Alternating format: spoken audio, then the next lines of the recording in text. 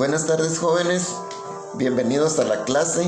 Nuevamente hablamos de la época colonial en la literatura, una literatura fabulosa, maravillosa, que nos transporta en otros tiempos cuando la gente pensaba de formas tan diferentes, y vamos a conocer los contextos que había, porque todo eso nos va a servir para ponerlo en práctica en la actualidad. En primer lugar, vamos a ver que las letras coloniales eran muy diferentes a las letras que hoy conocemos. Los libros eran muy diferentes a los que ahora conocemos. Realmente la imprenta todavía no había llegado a la colonia y todo era en forma manuscrita. Imagínense que los libros llegaban a medir hasta 1 metro. Cada hoja era de 1 metro o de medio metro. Y no todas las personas tenían acceso a poder tener un libro en su casa. Primero, porque muchos no sabían leer.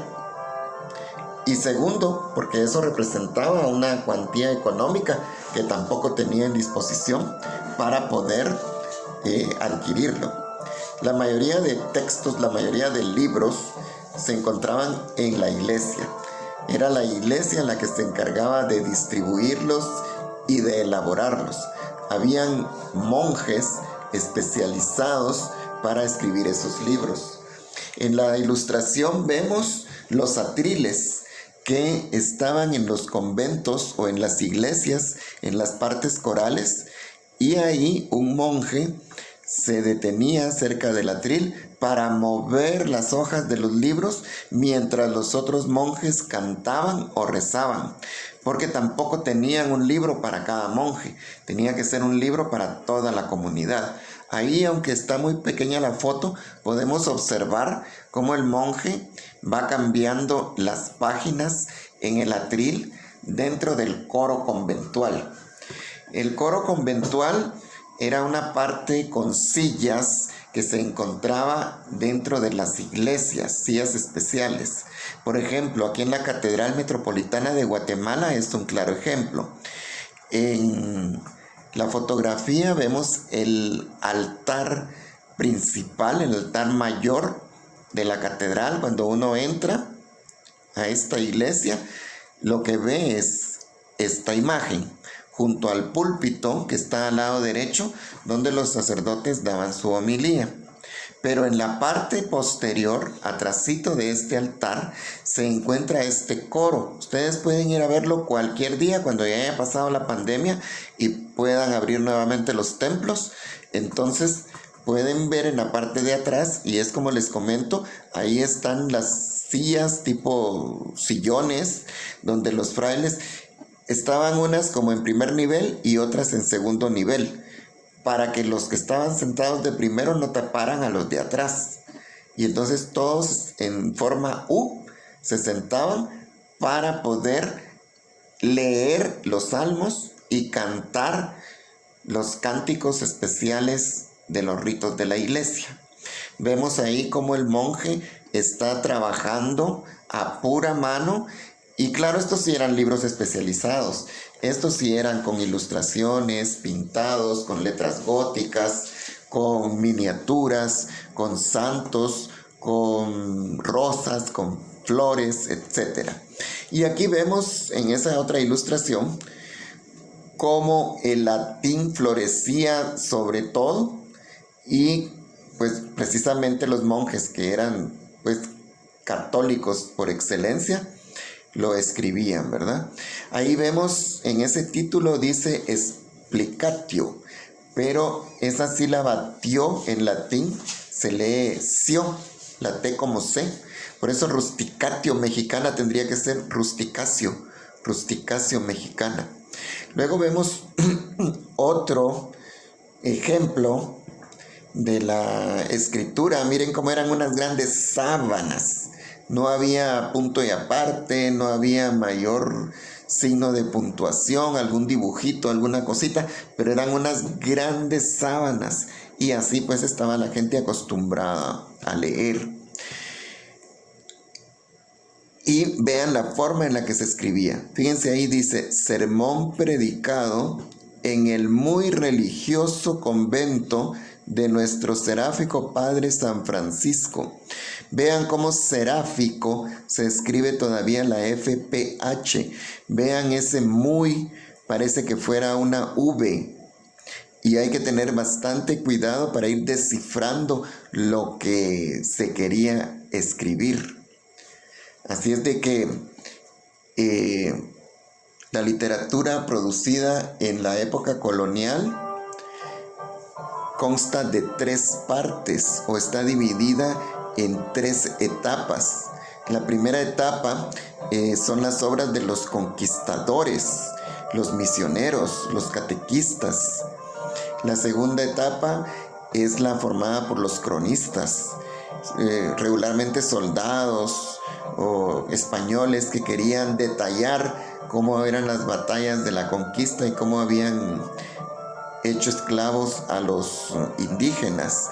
Y la última, que ya es de los poetas, pero ya esa es casi cuando va terminando la época colonial, y ahí es donde aparece la figura de Rafael Andívar, de Sor Juana de Maldonado, entre otras, ¿verdad?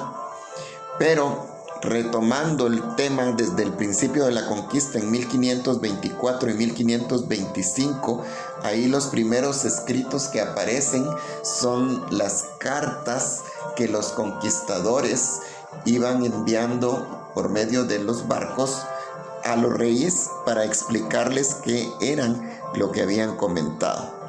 Vamos a parar un momentito ahí y vamos a escuchar plenamente la música de fondo que tenemos aquí en este video, que es música del siglo XVI, puramente guatemalteca, pero que se ha rescatado y la podemos escuchar en la actualidad.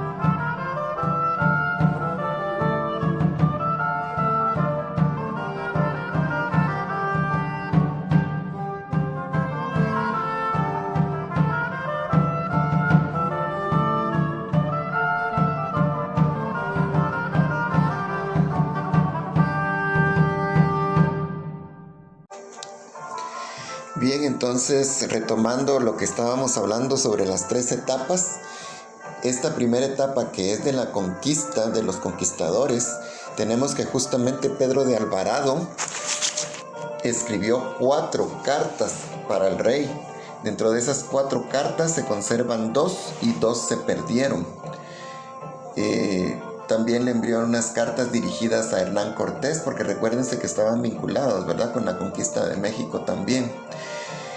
Y otros escritos que escribió el hermano de Pedro de Alvarado, Gonzalo de Alvarado. A estos escritos realmente se les fue dando los nombres de cartas a la corona española, y fueron de los primeros que podemos contar en nuestra literatura guatemalteca. También tenemos después otros, ya cuando pasemos en la próxima clase, que van a ser los cronistas, vamos a tener ya más específicos sobre Bernal Díaz del Castillo y sobre otros autores que fueron describiendo, entre guerra y guerra, fueron describiendo los paisajes de las tierras americanas. Así es de que luego les voy a explicar la tarea, el ejercicio que tenemos que hacer.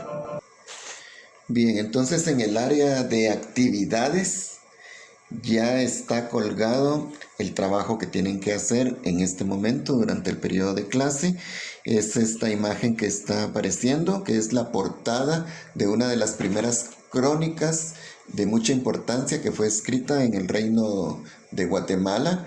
Vean las faltas de ortografía, pero en ese momento no eran faltas, sino era una ortografía diferente, la puntuación, etcétera. Entonces lo que ustedes tienen que hacer es descifrar ya con nuestra escritura actual, con nuestra forma de hablar actual, qué es lo que dice este mensaje, y pues me lo contestan en el Word y me lo mandan a la plataforma.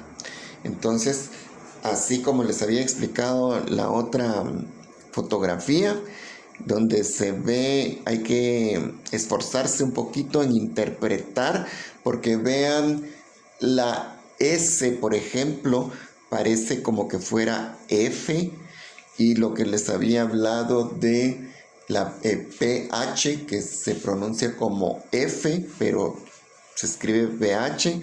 Entonces estos cambios se tienen que hacer, aunque en este texto creo que no aparece ningún PH. De todas maneras, vamos a seguir en comunicación.